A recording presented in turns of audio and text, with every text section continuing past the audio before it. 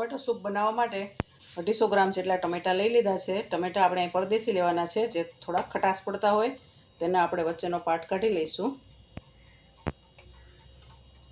અને તેને બે ભાગમાં આવી રીતે આપણે કટ કરી લેવાના છે। હવે આપણે મીડિયમ ફ્લેમ પર ગેસ ચાલુ કરી દીધો છે અને પેન લઈ લીધી છે। તેમાં આપણે થોડું સ્લાઇડલી જ બટર લેવાનું છે। તમે તેલ પણ લઈ શકો, બટર પણ લઈ શકો, પણ જે પણ લ્યો તે સ્લાઇડલી થોડુંક જ લેવાનું છે। હવે આપણે તેમાં 1 ટેબલસ્પૂન જેટલા ધાણા, આખા સાબુત ધાણા લઈ લેવાના છે। જીરું 1 ટેબલસ્પૂન, 1 તજનો ટુકડો, 15 થી 20 જેટલા મરીનો પાવડર, કાળા મરી પણ લઈ શકો અને સફેદ મરી પણ લઈ શકાય। આ બધાને આપણે થોડું રોસ્ટ કરી લેવાનું છે।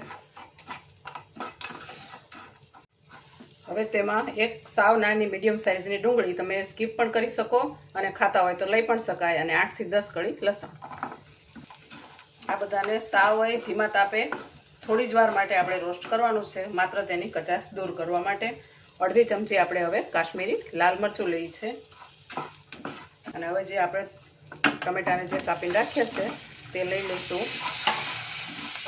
અને હવે માત્ર 2 ટેબલસ્પૂન જેટલું પહેલાં પાણી લઈશું। હજી આપણે 1 લીટર પાણી ઉમેરીને તેને આપણે કૂક કરવાના છે, પણ અત્યારે આપણે થોડું જ પાણી લેવાનું છે।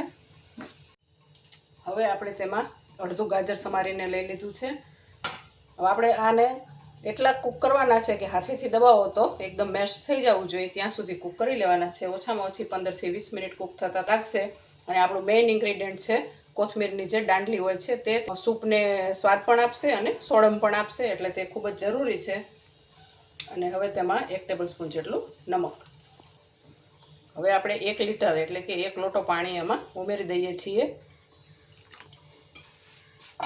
અને હવે તેને ઢાંકીને પણ થોડું જ ખુલ્લું રાખીને એવી રીતે 20 મિનિટ સુધી આપણે તેને કૂક થવા દેવાના છે। પછી આપણે તે જ્યુસને ગાળી લેવાનું છે।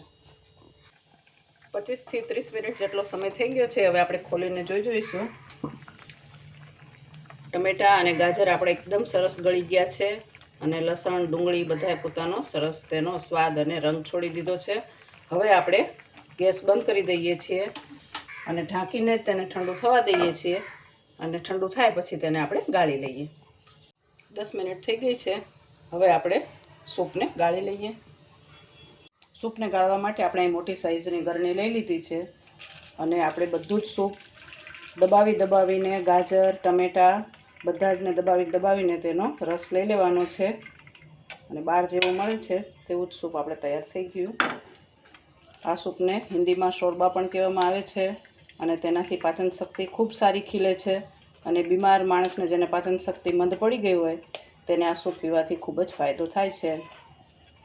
સૂપને આપણે ગાળી લીધું છે અને થોડી જ વાર માટે તેને આપણે ગરમ કરવાનું છે। તમે જોઈ શકો છો તે કેટલું પાતળી કન્સિસ્ટન્સીમાં છે। આપણે આ જ કન્સિસ્ટન્સીમાં બનાવવાનું છે। ટમેટાનું સૂપ બને ત્યાં સુધી પાતળું જ સારું લાગે પીવામાં, અને રેસ્ટોરન્ટમાં જે સ્ટાઇલથી બનાવે છે તે જ સ્ટાઇલથી બનાવવાનું છે।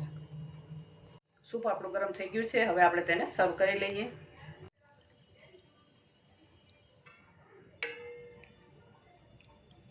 સૂપ આપણું તૈયાર છે। હવે આપણે તેને લીલા ધાણાથી ગાર્નિશ કરીએ છીએ।